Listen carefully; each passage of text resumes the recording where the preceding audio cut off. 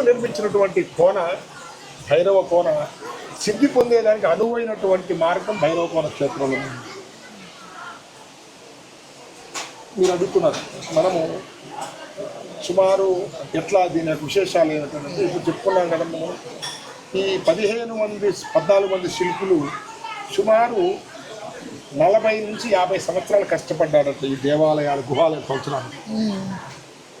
సాధారణంగా దేవ ముని మనుష్యాన్ని అని చెప్పి 3 విధానాలు అంటే దేవ సాంప్రదాయము శ్రీశైలము రామేశ్వరము కాశీ అలా మహత్తరమైనటువంటి క్షేత్రాలు దేవ సాంప్రదాయం. ముని సాంప్రదాయ దేవాలయం అంటే ఇప్పుడు ఈ భైరవ కోన ఈ కోన క్షేత్రాలు అంటే ముని సాంప్రదాయం.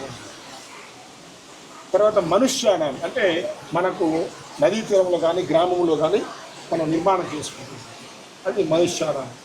అందులో మధ్యలో ఉన్నటువంటి ముని సాంప్రదాయ దేవస్థానం ఈ భైరవ 1500 సంవత్సరాల నాటి భైరవ. చాలా గొప్ప చరిత్ర ఉందండి దీనికి మాత్రం నిజంగా.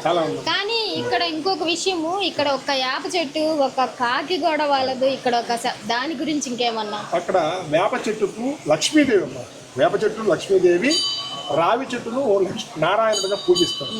అశ్వర్థ నారాయణ అని చెప్పి పేరు పెట్టి. అయితే వేప చెట్టుకు ఒక ఇంకొకటి కూడా ఏంటంటే అక్కడ చెంచల అని చెప్పి గుణం, ఆ పేరు కూడా చెంచల. లక్ష్మీదేవి ఏంటమ్మా ఈరోజు మహారాజు దగ్గర కావాల్సినంత సొమ్ముతో ఉంటే రేపొద్దున వాళ్ళు వదిలేయాల వద్దు ఇతను కాదు కరెక్ట్ కాదంటే వెంటనే భిక్షగాడి దగ్గరికి వెళ్ళి చేరి అతన్ని ఉన్నటువంటి స్థితిలో చేస్తారు చెంచలానికి. అలా ఇక్కడ వేప చెట్టు ఉండకపోవడానికి కారణం కూడా అది. అలానే కాకి ఏమిటంటే శనికి వాహనం కాకి కాబట్టి భైరవకోన క్షేత్రానికి వచ్చేటువంటి భక్తులకు ఆ శని ఈతి బాధ అనేది కూడా ఉండకూడదు అనే ఉద్దేశంతో ఇక్కడ కాకి ప్రవేశం లేదు అని చెప్పి పురాణాల ప్రకారం చెప్తుంది. మనము ఇంకా చాలా చాలా గొప్ప విశేషాలు ఉన్నాయమ్మా. అంటే మనము ఒకసారి తింటే అది అయిపోతుందేమో అన్నటువంటి భావనగా ఉంటుంది.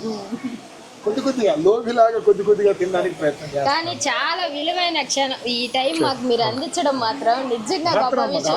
అందుకే మిమ్మల్ని పిలిచాను. కార్తీక పౌర్ణమి నిజంగా శివయ్య ఆశీస్సులు మాకున్నాయని మేము అనుకుంటున్నాం. మీరు కూడా ప్రత్యేకమైనటువంటి శివలింగాలు ఉన్నాయంటారు. ఏంటి ప్రత్యేకత అసలు వీటికి చెప్తాను మీకు. ఇక్కడ మనము భైరవకోన క్షేత్రము అష్టగుహాలయాలు ప్రత్యేకత అని అంటే ఇప్పుడు మనం నిలబడుతున్నటువంటి నగరేశ్వర ఆలయము 5వది. అయితే మొదటికి శశినాగలింగము, తర్వాత కాశీ విశ్వేశ్వరుడు, రామేశ్వరుడు, భర్గులేశ్వరుడు, నగరేశ్వరుడు, మల్లికార్జునేశ్వరుడు, పక్షఘాతేశ్వరుడు, అష్టకాల ప్రచండ భైరవుడు అని చెప్పి 8 ఆలయాలు. ఈ 8 ఆలయాలు కూడా బ్రహ్మసూత్ర ఆలయాలు ఉంటాయి.